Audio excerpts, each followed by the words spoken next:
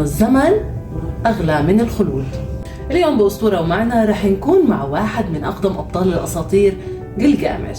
كان ملك أوروك بالعراق القديم، بوصفوه إنه نصه بشر ونصه إله. بالبداية كان حاكم قاسي، فالناس دعوا الآلهة لحتى يخلصوهم، فخلقوا له صديق اسمه إنكيدو، رجل قوي من البرية، والاثنين تصاحبوا وصاروا مغامرين، قاتلوا وحوش وانتصروا على أهوال كتير. بس لما مات إنكيدو انكسر قلب جلجامش وخاف من الموت. بلش رحلة طويلة بدور فيها على سر الخلود.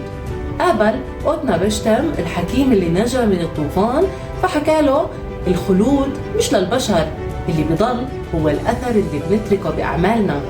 جلجامش بعلمنا إنه السعي ورا الخلود عبث، الحقيقي إنه نعيش حياتنا بصدق ونترك أثر طيب، لأنه هو اللي بيستمر من بعدنا. هيك جلجامش مش بس بطل أسطوري، هو مرآة لطموحنا وخوفنا ولحقيقة إنه الزمن أغلى من الخلود.